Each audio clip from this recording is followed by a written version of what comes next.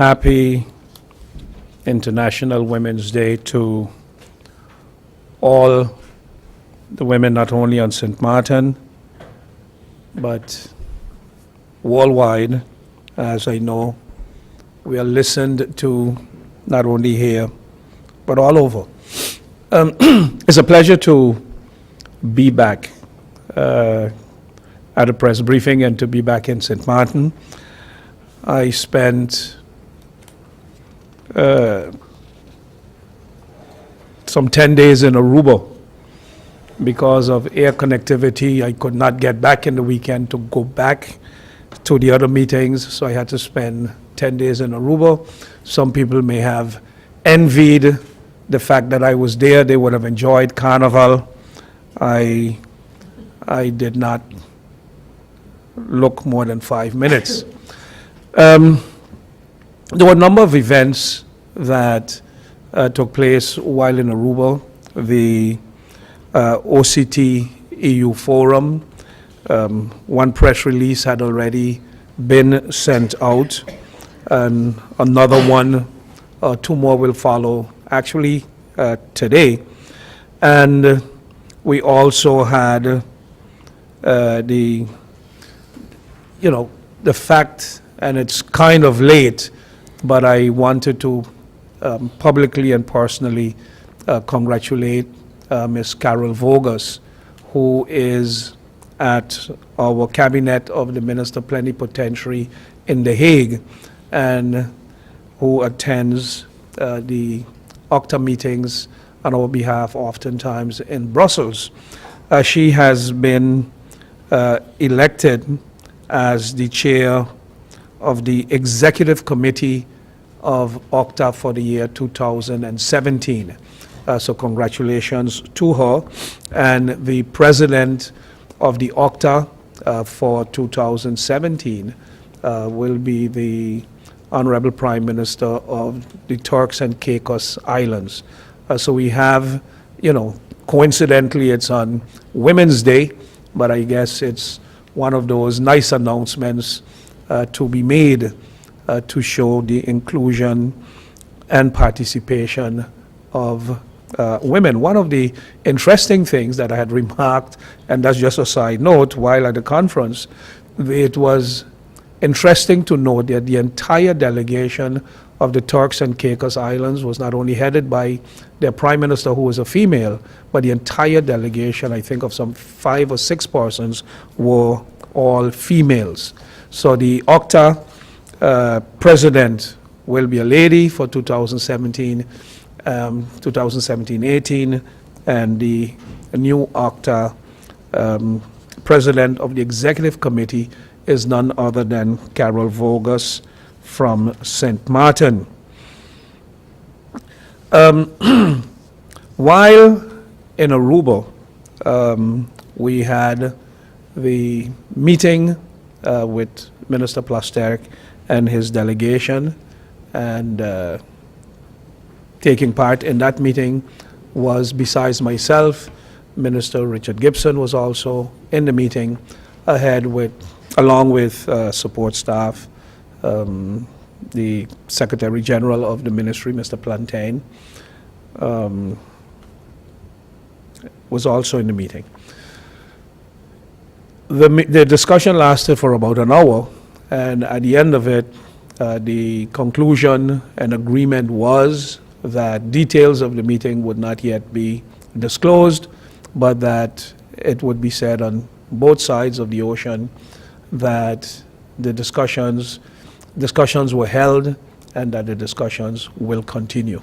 So when those discussions will continue is not yet known, but the discussions will continue. So at this point in time, I'm sure the way some people would want to conduct their work is to still try to get something, and somebody is going to ask some question, but the agreement was that,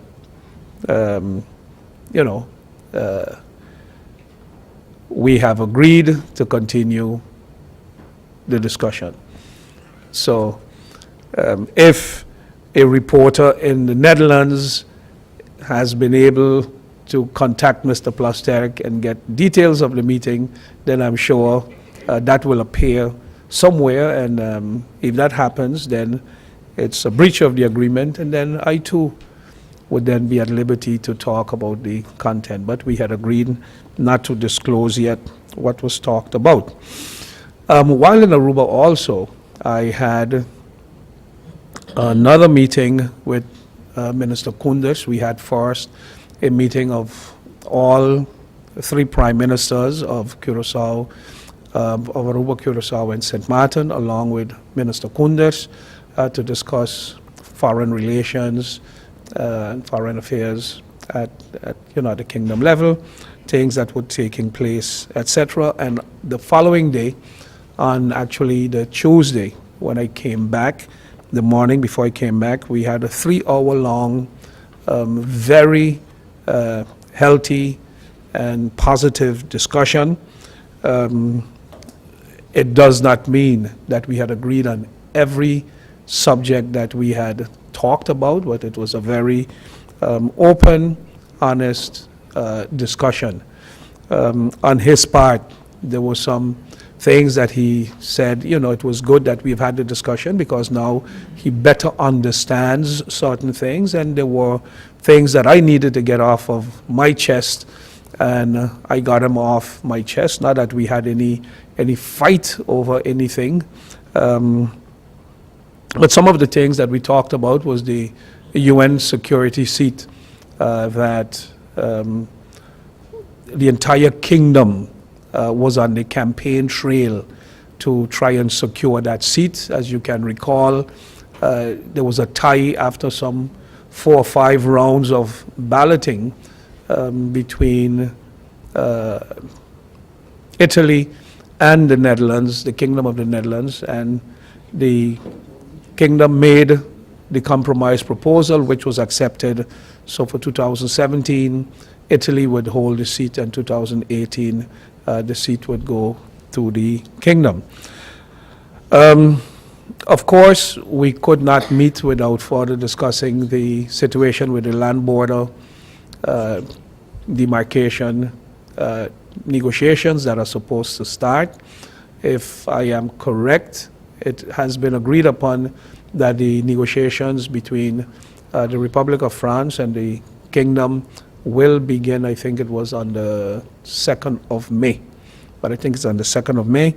The border demarcation negotiations will begin.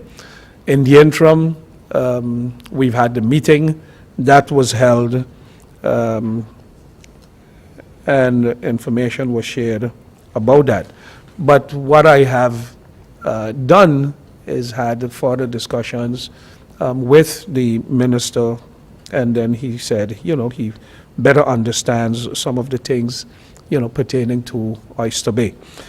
We also discussed the visa policy, because we have, it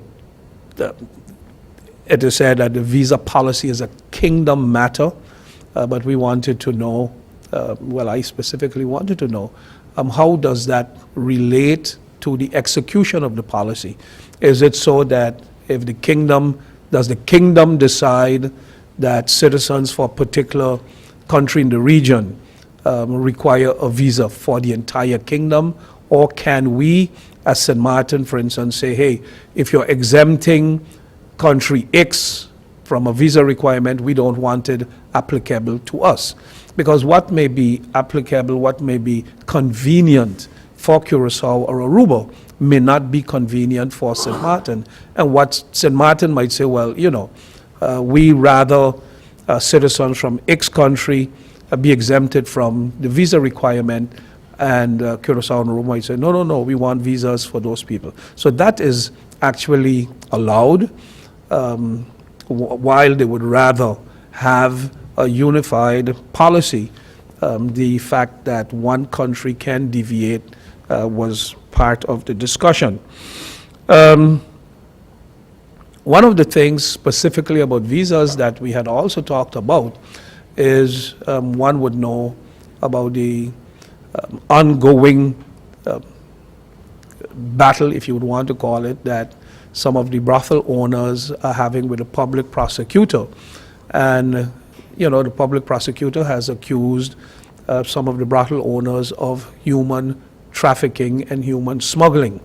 Now, what you have playing is that the brothel owners, whether they have applied or the persons in questions have applied, wasn't, I'm not too clear on the exact thing, who did the application.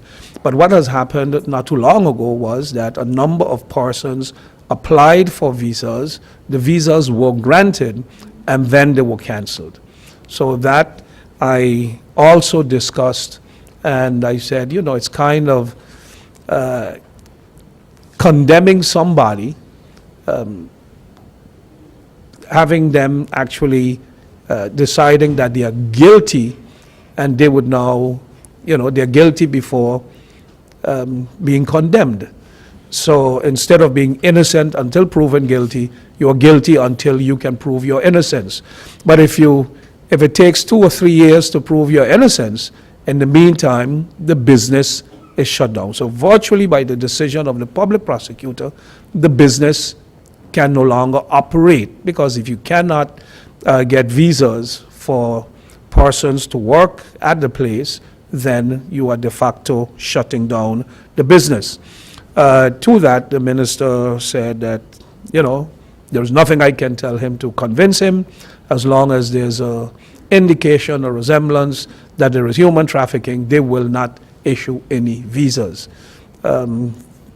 We need to still discuss, maybe as government, how we will approach this, how we will look at this, because one need to realize if the fight is to fight human trafficking, then the question would be, if some of the same countries that facilitate where a majority of these people are recruited from, these, if you want to call it, these sex workers come from, if you don't need a visa to come in as a tourist, then the question would be, are we then saying it's okay for them to come in as a tourist, and then you do what you want to do as long as you're here, but as long as it is not in an establishment regulated by government, because then it would be human trafficking. So it's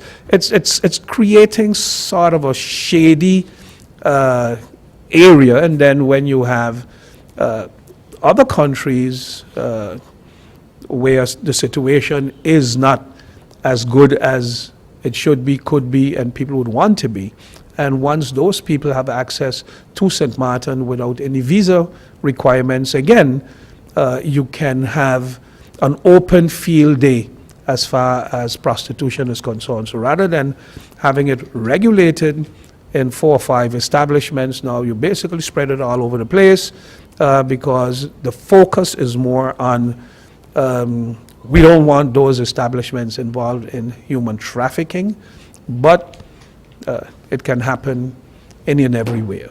And when I asked how that is regulated in Holland, then since prostitution is big business in Holland, the reply was that they have their challenges with it as well. But I can't recall reading anywhere in the news that brothel owners in the Netherlands were being prosecuted by the authorities there for human trafficking. So, if we have one kingdom, and there are times that we want to have everything regulated equally in the kingdom, I think it should be basically then copy-paste. If in the Netherlands it can be done and it does not infringe on human trafficking, then carry out the same policies in St. Martin, and voila, it is done. Not that the Prime Minister is promoting it. I'm not personally somebody who embraces it, but it is what it is. One of the other issues that we also discussed was the Chinese interest in St. Martin. we have, you know, it might sound as if, hey, Chinese are coming to St. Martin for the first time. Chinese have been in St. Martin ever since the 1950s, 60s. Chinese have been in St. Martin with laundries and then with restaurants, and now they have virtually taken over every supermarket on the island. But now there's a new presence in the group that is promoting the St. Martin, China Caribbean hub on St. Martin, which is totally different. We've discussed that in the past and the possibilities that it offers and creates for St. Martin. The minister said that, you know, they were aware, and the reason why they wanted to discuss it was more as to, you know, if we would need any assistance from them in facilitating certain things through the embassy and whatnot, but not that they were raising any objections to it.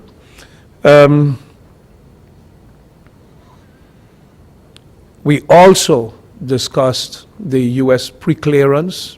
Why specifically as well? It's not only because the U.S. preclearance is primarily an agreement, well, primarily.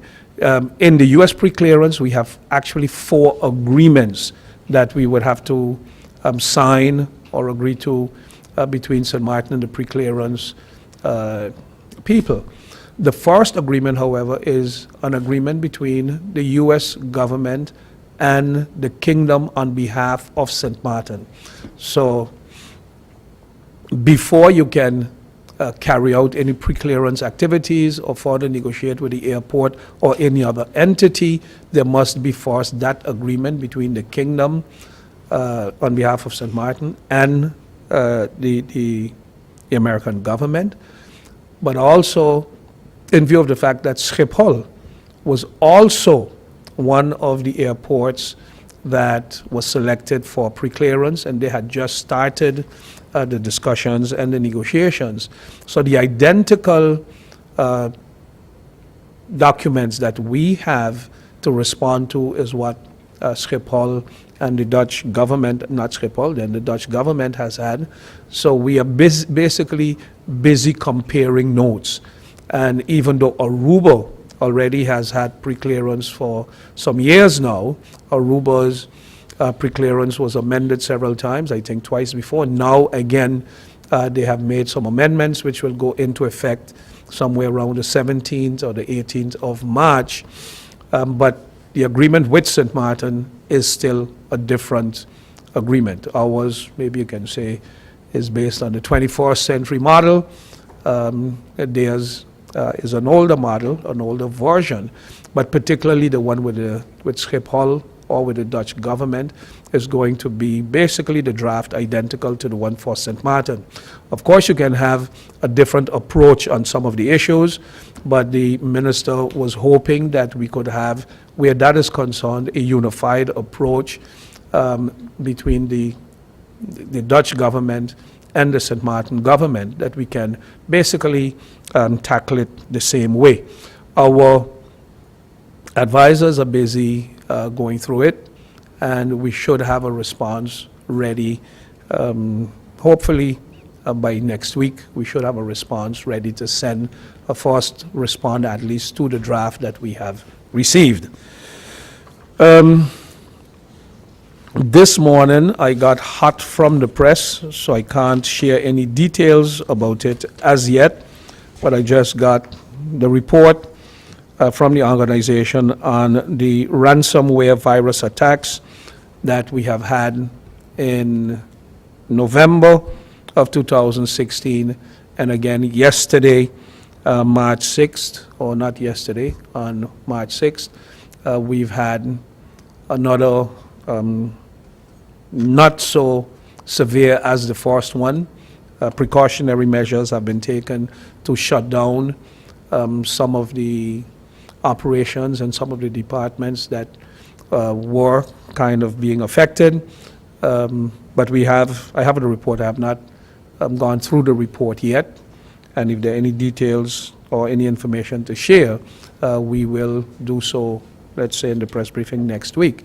But it has the full attention of the Council of Ministers in the sense that we are greatly concerned about it, and plans are being prepared actually as I speak for us to really tackle this fundamentally rather than kind of going along each time. We can't just sit by and react every time something happens, but make sure that prevention is better than.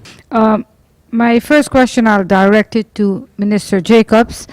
Minister Jacobs, last week I wrote a story and I also contacted you regarding the director of the St. Martin Jubilee Library, Ms. Monique Alberts, that was suspended as of February 1st by a board that outlived their time. And you told me basically that that's not your jurisdiction and you cannot make a statement. Can you now tell me what's the difference between the library as a foundation and NEPA?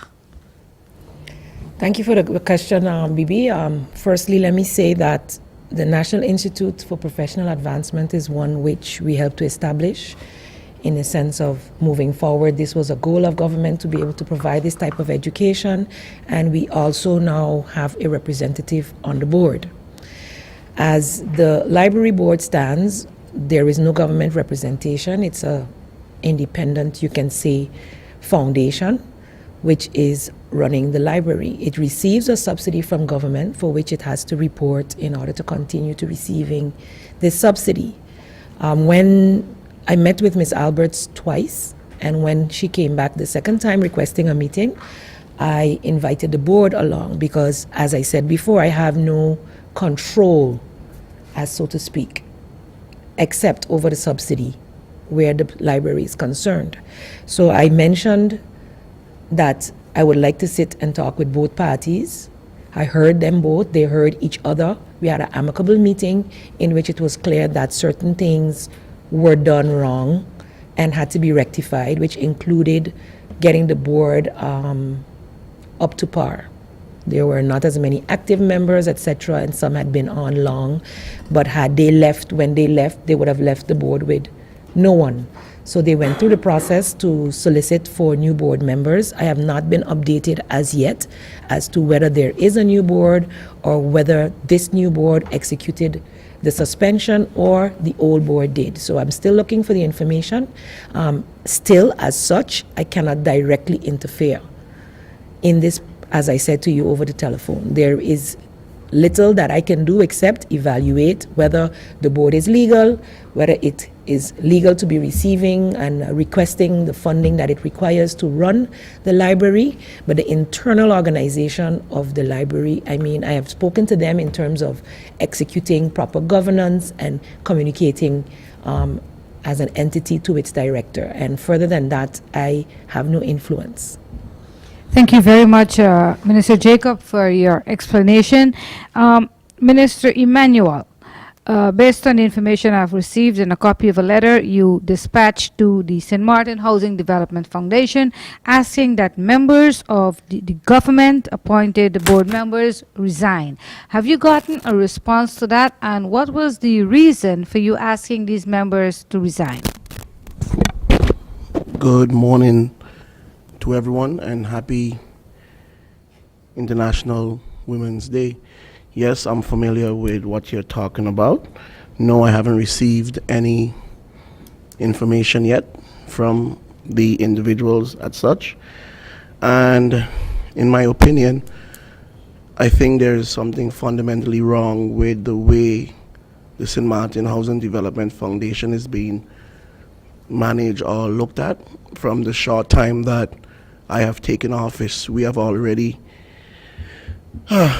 collected some 150 complaints that have been directed or levied to the St. Martin Housing Development Foundation. I have spoken to the chairman of the board how we can look at these complaints. We had a discussion Monday gone, and we are continuing that discussion. That's as far as it had reached, but as it is right now, you know, every day, no exaggeration, every day, it's 3 to 5 individuals. And I think the last one that have broken the straw or the camel back, in my opinion, is an 86-year-old who have been complaining for the past 2 years. A house that was bought from the housing, she basically cannot live in it. She have used up all her life savings. But it's a discussion that needs to be had, and we are working on that. Thank you, Minister Emmanuel. Minister Lee, in your address to the press, you said there are going to be some intensified controls. Can you at least tell us who are going to participate in this control? Is it just the Department of Labor? Who is it? And in the same light, can you tell us if you got any more information as per the advice that that government is seeking from Legal Affairs to pursue a court case against VAMED? Sorry, so you have two questions. The first one about who's participating. Those are discussions that are happening between the different ministries, because each of the different inspectors have different authorities and can ask, and so they can ask different questions, and they have different control mechanisms. So those are discussions that are happening between the ministries now. Minister Plasterk sent the dispute regulation through the Kingdom Council of Ministers to the Council of State. Now, I understand that for the minister to do that, there needs to be an agreement within the Kingdom Council of Ministers. My question is, did our Minister Plenipotentiary object to that decision? I would not be too sure as to, because when that meeting, I think, took place, I was not here, so I'm not sure what happened. But I can tell you that the position of St. Martin has been that we are not in agreement with the proposal. There has been attempts well, let me go back. You can recall that all the parliaments in the kingdom, including the Dutch parliament, had agreed to a different proposal. The Dutch government basically shot it down unilaterally and came with their own. There were attempts to have one drafted by the Caribbean countries and presented jointly. That too had been barred. I cannot see how, if we are equal countries, we are 4 countries in one kingdom, and it is a dispute between one or more of those countries, that one of them have more rights than the other one. So it is something that we have not agreed to and will never agree to. Minister Jacobs, a question about the American University of Integrated Sciences. There's been a rather ugly dispute in my newspaper between Mr. Pinckney and you. Is there any development? There have been none, and I would not say that there's been an ugly dispute between us. There's been an ugly dispute on his side. That has been very clear. I think the statement of the ministry has been very, very clear, and the legal representatives in this case will deal with it further. But So there have been no further queries to the ministry from the entity you are so they speaking have not of. asked to meet with you? There has been no further queries. Okay, thank you. Yes, Minister Gibson, the capital budget, is there any indication from the CFT about how much St. Martin can spend this year on the capital budget? I remember that you mentioned some weeks ago around 30 million. Is there any more news about that? The official position as far as CFT is concerned, that they reserve their rights to approve or not approve any requests for loans. In the capital budget, we have for capital expenditures projected an amount of around 78 million. Privately, in discussions with the CFT, They indicated that they don't want to go to more than 30 million. The CFT law has no restriction other than the interest norm as to what you could have for capital expenditures once your budget has been approved. So last year, we also had approximately 70-something million capital expenditures. 34 approximately was monies that we already had from previous years. And we had requested the loan for the additional amount of 40 million, I believe it was, and that was denied. At this point in time, the CFT has not addressed it specifically, other than they want some more clarification on what has been expended on capital expenditures for 2016. That information is being compiled to send to them. Next question goes to Mr. Andrew Dick of the Daily Herald newspaper. Yes, good morning to the ministers. Prime Minister Malin, the post office, they've been in some financial straits for quite some time. Any update, what's government position on the post office, the finances there? Indeed, I've said it so often, and of course, one would want to say, so when is government going to do something about it? We have just not yet started physically doing something, but the planning, there are discussions going on as to how to deal with the post office. As I said, the main problem that the post office has is that it never had, to use the Dutch, een gezonde startpositie. They never had, they start off totally on the wrong foot. It's a recipe for disaster, it's a recipe for bankruptcy. The post office, as we knew it back in the days of the Netherlands Antilles, cannot sustain itself with the amount of employees that it has. The responsibilities of a post office, just the nature of the business has changed. People go to Punto Mio, they go to Rapidito, they go to DHL, they go to Western Union, they go to all over, and the amount of work for the post office is limited. But if you just keep the amount of employees they had, you have a payroll that is way too high to sustain the income of the post office. So for the post office to survive, it is obvious you need to change the entire structure there, and that preparations are being made to do so. So unless that takes place, the post office will continue to suffer losses basically every day, every month. You said discussions in the Council of Ministers, or discussion with who?